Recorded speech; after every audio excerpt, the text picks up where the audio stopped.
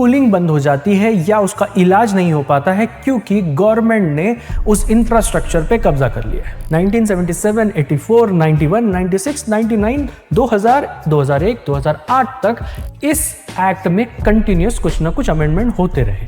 जब इससे पहले जो भी रजिस्ट्रेशन था वो इनडेफिनाइट था, लेकिन 2010 में उस रजिस्ट्रेशन की वैलिडिटी 5 साल के लिए फिक्स कर दी गई। गवर्नमेंट ने आधार के साथ पैन को लिंक कर रखा है, जिसकी वजह से बहुत इजीली जो पैसा है उसको ट्रेस किया जा रहा है। जरूरी होता है ऐसी चीजें। एफसीआरए रजिस्ट्रेशन सीज हो सकता है, कैंसल हो सकता है या फिर एक्सपायर हो सकता है। ऐसे केस में जो भी एसेट्स है, सोचिए आपका बच्चा स्कूल में है या फिर किसी अस्पताल में इलाज करवा रहा है, लेकिन उसकी स्कूलिंग बंद हो जाती है या उसका इलाज नहीं हो पाता है क्योंकि गवर्नमेंट ने उस इंफ्रास्ट्रक्चर पे कब्जा कर लिया है। ये बातें सुनने में थोड़ी सी फिल्मी लग सकती है, लेकिन ये बात रियलिटी हो सकती है क्योंकि गवर्नमेंट ने एक एफसीआरए बिल लाया है। FCRA foreign contribution regulation act. अब इस सारे मुद्दे की जड़ तक जानने के लिए हमें उसकी थोड़ी हिस्ट्री देखनी होगी। आइए देखते हैं। एफसीआरए का पहला एक्ट 1976 में आया था इंदिरा गांधी जी के अंदर। उस वक्त पे उन्हें डर था कि जो बाकी फॉरेन वर्ल्ड है, फॉरेन पावर है, वो कहीं भी इंडिया में इन्फ्लुएंस ना कर दे पॉलिटिकल इश्यूज को, रिलीजियस अफेयर्स को या सोशल अफेयर्स को। उसके बाद 1977, 84, 91, 96, 99, 2000, 2001, 2008 तक इस एक्ट में कंटिन्यूस कुछ ना कुछ अमेंडमेंट होते रहे। उसमें से कुछ इंपॉर्टेंट अमेंडमेंट्स देखते हैं। 1984 में जो भी 76 में जो एक्ट आया था, उसके कुछ लूप होल्स को टाइट किया गया। जो डेफिनेशंस थी, परमिशंस थी, उसको चेंज किया गया। जो फॉरेन कंट्रीब्यूशन, फॉरेन सोर्स थी, उसके डेफिनेशन को चेंज किया गया। और साथ ही साथ जो रजिस्ट्रेशन है वो प्रायर गवर्नमेंट के अप्रूवल के बिना नहीं हो पा रही थी, उसको मैंडेटरी किया गया। गवर्नमेंट का प्रायर अप्रूवल चाहिए था। उसी के साथ 2010 में, जब 2010 आया, तब तक ग्लोबलाइजेशन आ गया था। इंडिया में भी एलपीजी रिफॉर्म्स आ चुके थे। इस एलपीजी रिफॉर्म्स की वजह से बहुत सारी फंडिंग बाहर से आने लगी। ग्लोबलाइजेशन की वजह से एक ग्रोथ ऑफ फिलॉन्थ्रॉपी भी होने लगी। जो चैरिटी होती है वो होने लगी, जिसकी वजह से एनजीओस की तादाद बहुत बढ़ गई थी। इसीलिए 2010 में जो 1976 का एक्ट था, उसको पूरी तरीके से रिपील कर दिया गया और एक नया ही एक्ट लाया गया 2010 में। 2010 में जो एक्ट लाया गया था, उसमें कुछ और बदलाव किए गए, कुछ और चीजों को स्क्रूटिनाइज करने के लिए जरूरी समझा गया। जब इससे पहले जो भी रजिस्ट्रेशन था वो इनडेफिनाइट था, लेकिन 2010 में उस रजिस्ट्रेशन की वैलिडिटी 5 साल के लिए फिक्स कर दी गई। जो फॉरेन सोर्स थी उसकी डेफिनेशन रेट्रोस्पेक्टिवली ही चेंज कर दी गई और साथ ही साथ जो फॉरेन फंड्स थे वो रेस्ट्रिक्ट कर दिए गए कुछ अप्रूव्ड एक्टिविटीज में। जो अब एनजीओस थी वो कुछ पर्टिकुलर एरिया या पर्टिकुलर एक्टिविटीज थी, उन्हीं के लिए सिर्फ फॉरेन फंडिंग को अलाउ कर सकती थी। बाकी चीजों में वो एनजीओस इन फॉरेन फंडिंग्स को यूज नहीं कर सकता। जो एडजुडिकेशन होता है, अपील होता है, उसके लिए भी कुछ चीजों को ऐड किया गया। साथ ही साथ जो एनजीओ थी, अब वो सिर्फ डिक्लेयर्ड स्टेट्स में ही काम कर सकती। अब जो मैंडेटरी डिक्लेरेशन था, ये एक और मुद्दा था।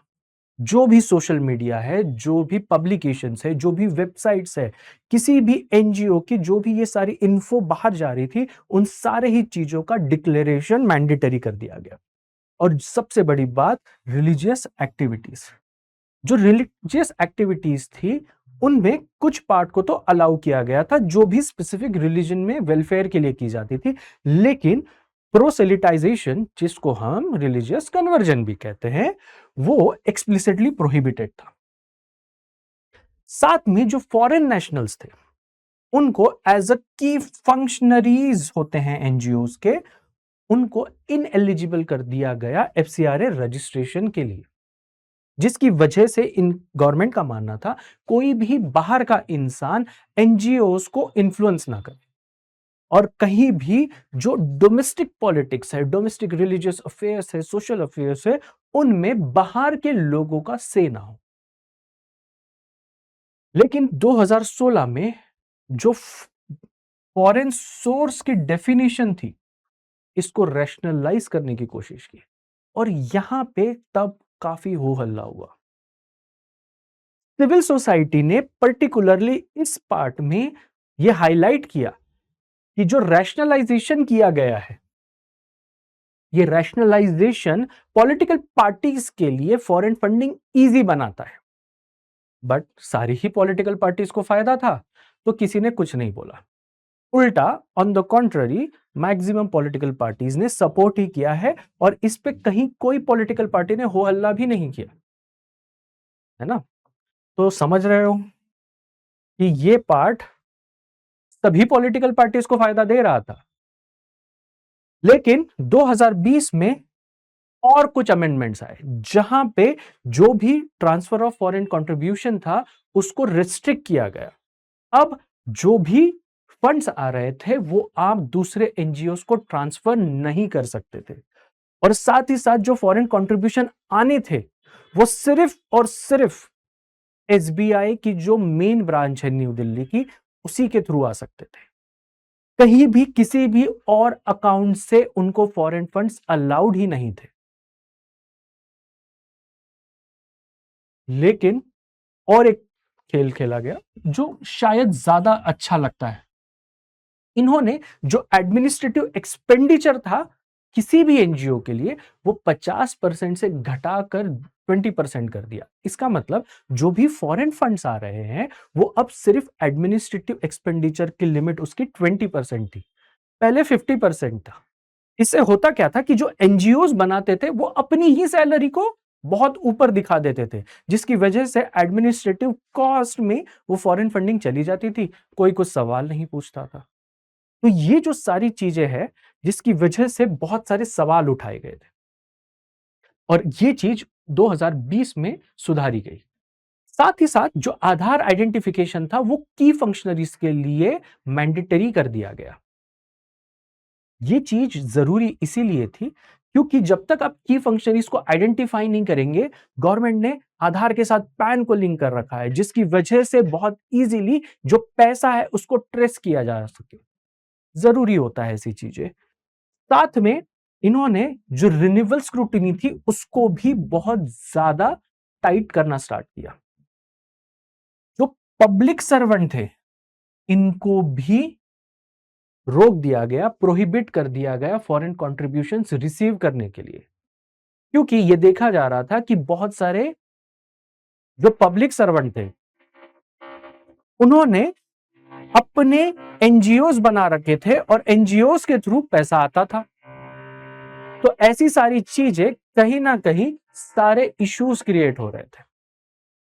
अब 2026 में आपने न्यूज देखी होगी कि बहुत सारा हो हल्ला हो रहा है, जो कहीं ना कहीं सही भी है, गलत है ऐसा नहीं कहा जा सकता, क्योंकि गवर्नमेंट ने बहुत ज्यादा उस पर कोई क्लैरिटी ही नहीं दी है।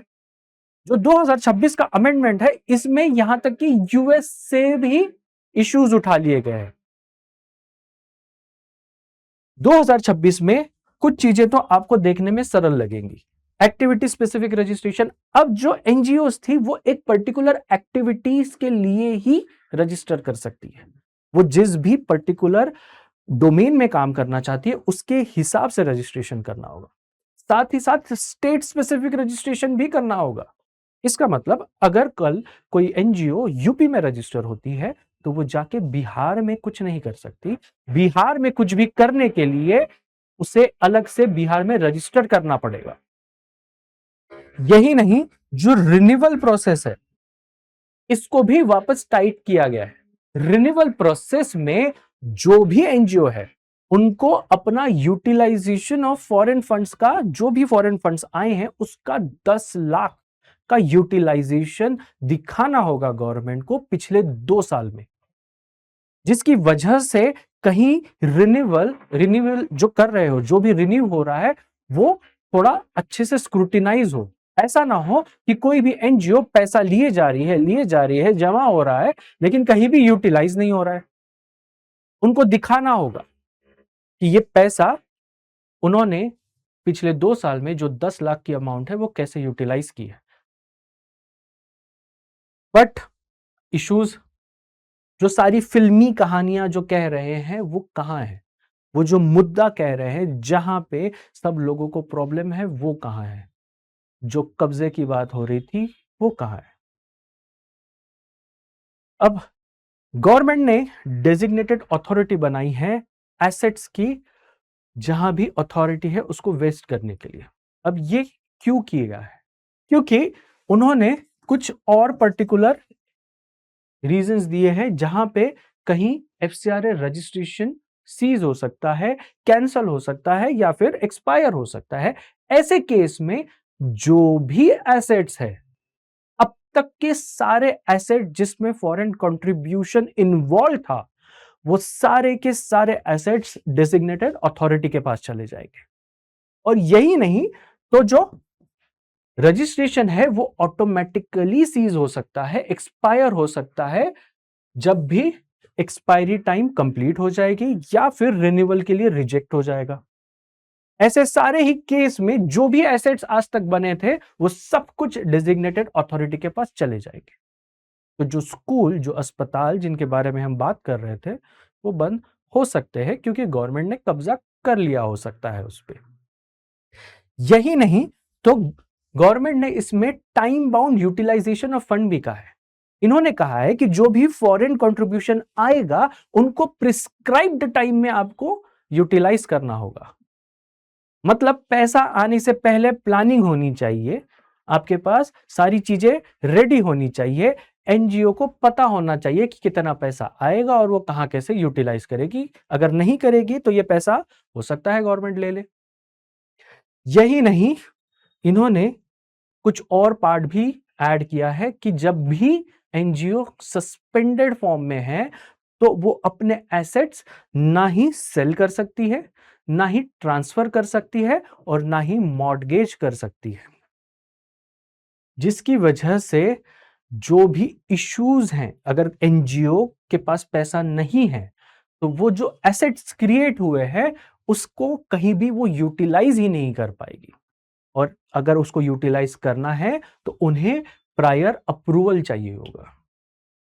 यही नहीं, तो इन्होंने की फंक्शनरीज की भी डेफिनेशन चेंज कर दी है, जिसमें द कर्ता ऑफ हिंदू अनडिवाइडेड फैमिली को भी ऐड कर दिया गया है। अब ऐसे जो भी की फंक्शनरीज हैं ये पर्सनली लायबल होंगे किसी भी ऑफेंस के लिए जब तक वो अपना ड्यू डिलिजेंस प्रूव नहीं कर देते। ऐसे सारे इश्यूज की वजह से जो फिल्मी कहानी हमें लग रही थी, हो सकता है कल जाकर वो पूरी हो जाए।